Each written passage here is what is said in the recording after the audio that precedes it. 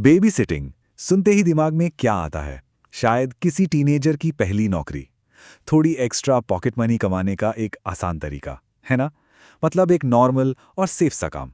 लेकिन सोचिए, क्या हो अगर यही भरोसा, यही सेफ्टी का एहसास एकदम से टूट जाए? आज हम कुछ ऐसी ही सच्ची और सच कहूं तो काफी डरावनी कहानियों के बारे में बात करने वाले हैं। एक टिपिकल फ्राइडे की शाम क्या उम्मीद होती है? भाई $20 मिलेंगे, फ्रिज में जो है वो खा पी सकते हैं, बस यही तो चाहिए। टीवी देखो, बच्चे पर एक नज़र रखो और बस पेरेंट्स के वापस आने का इंतजार करो। इससे ज़्यादा सिंपल और क्या होगा? हम सब इस सिचुएशन को समझ सकते हैं ना। लेकिन कुछ लोगों के लिए यही जानी पहचानी सेफ सी लगने वाली नौकरी एक ऐसे बुरे सपने में बदल जाती है जिसे वो कभी भूल नहीं पाते। एक ऐसा पल जब वो सेफ्टी का एहसास चकनाचूर हो जाता है और एक एकदम नॉर्मल सिचुएशन अचानक खौफ में बदल जाती है। तो हमारी पहली कहानी की सेटिंग कुछ ऐसी है। एक 14 साल की लड़की है, एक बड़े ही आलीशान घर में। और काम काम तो एकदम आसान लगता है।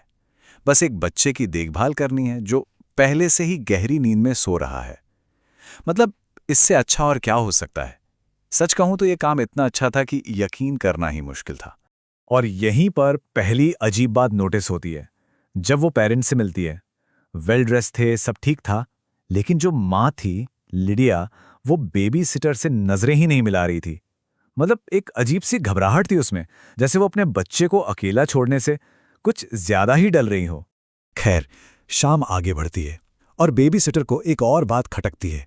इतना बड़ा, इतना सुंदर घर, लेकिन लिविंग एरिया में कहीं भी बच्चे की एक भी फोटो नहीं थी। सोचिए, खिलौने ना हो चलो समझ आता है, लेकिन एक भी फोटो नहीं। ये थोड़ा अजीब था। यहीं से शक का बीज दिमाग में पड़ना शुरू हो जाता है। और फिर अचानक घर का सराउंड साउंड सिस्टम पूरी आवाज में बज उठता है। कान फाड़ देने वाला शोर, इतना तेज कि कोई भी सोता हुआ बच्चा या कोई भी इंसान जरूर जाग जाएगा। पर नर्सरी से कोई आवाज नहीं आती, एकदम खामोशी। और यकीन मानिए, ये खामोशी उस शोर से कहीं ज्यादा डरावनी थी। अब तो बेबी सिटर को ऊपर जाके देखना ही था। वो नर्सरी में जाती है, देखती है कि बच्चा शांति से सो रहा है। वो एक राहत की सांस लेती है। लेकिन तभी जैसे ही वो मुड़ने वाली होती हैं, उसे कुछ अजीब सा महसूस होता है। एक फीलिंग कि यहां कुछ तो बहुत गड़बड़ है। कमरे में वो बच्चों वाली जो एक खास दूध जैसी महक होती है ना, वो बिल्कुल भी नहीं थी। और बस उसी एक एहसास के चलते वो एक ऐसा कदम उठाती है जो सब कुछ बदल देने वाला था। डर और शक के उस एक पल में वो झटके से कंबल को खींचती है और खौफ से उसकी नजरें जम जाती हैं एक गुड़िया की आंखों पर। वो बच्चा कभी असली था ही नहीं।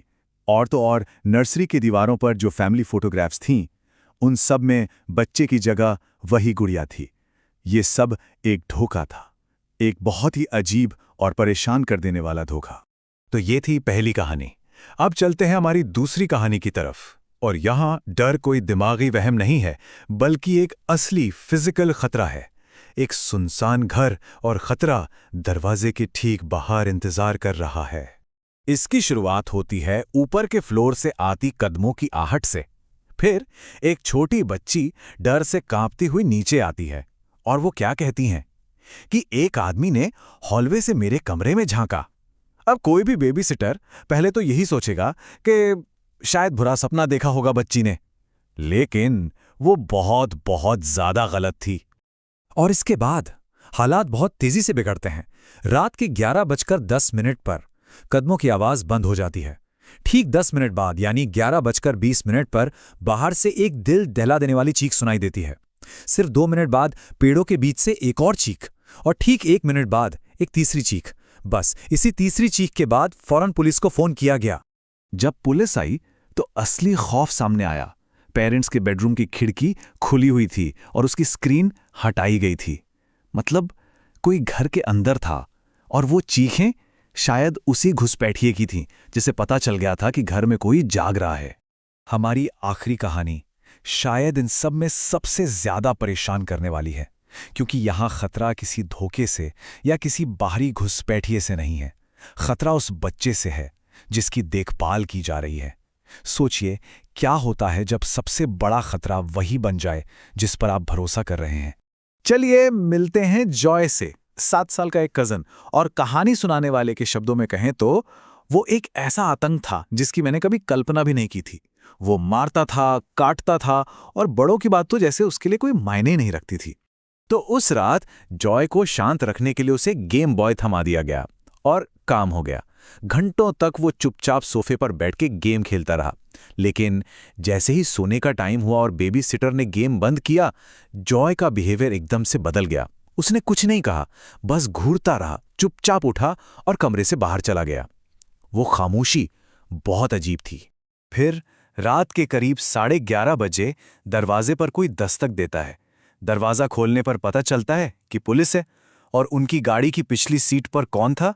जोए, जिसके हाथों में हथकड़ियां थीं और वो खून से सना हुआ था। वो बच्चा जिसे अपने बिस्तर में सोना चाहिए था, वो एक क्राइम सीन से वापस लाया गया था। तो हुआ क्या था? जॉय अपने बिस्तर पर गया ही नहीं। वो चुपके से घर से बाहर निकल गया, पड़ोस के एक घर में गया और वहां एक दूसरे लड़के को चाकू से मार दिया। और जब पुलिस ने उसे पकड़ा तो वो उस घायल लड़के का गेम बॉय खेल रहा था। और उसके मुंह पर खून।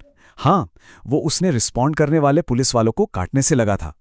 अब ये तीनों कहानियां सुनने में अलग अलग लग सकती है ना? लेकिन ये सभी एक ही धागे से जुड़ी हैं, एक सेफ स्पेस का वायलेशन। घर, परिवार, देखभाल का रिश्ता, इन तीनों ही कहानियों में इन पर ही हमला हुआ है। चलिए इस डर को थोड़ा और समझते हैं। पहली कहानी में डर कहां से आया? परिवार के अंदर से, एक धोखे के रूप में। दूसरी कहानी में बाहरी दुनिया से, एक हमले के रूप में। और तीसरी और शायद सबसे खौफनाक, उसमें डर उसी से आया जिसकी आप हिफाजत कर रहे हैं। ये भरोसे के हर लेवल पर एक अटैक है। तीसरी कहानी का जो बेबी सिटर था, वो बाद में एक बहुत ही परेशान करने वाला सवाल पूछता है। वो कहता है, मैं हमेशा सोचता था कि जोए उस रात सड़क पर जाकर किसी दूसरे बच्चे पर हमला करने क्यों गया? वो मेरे पीछे क्यों नहीं आया? और ये एक ऐसा सवाल है जिसका कोई जवाब नहीं है। और शायद यही बात इसे और भी डरावना बना देती है। तो आखिर में ये सारी कहानियां हमें एक ही सवाल पर लाके छोड़ देती हैं। जिन लोगों पर हम भरोसा करते हैं, उन्हें हम सच में कितना जानते हैं? क्योंकि कभी-कभी सबसे बड़ा खतरा वहीं छिपा होता है जहां हम उसे देखने की उम्मीद भी नहीं करते।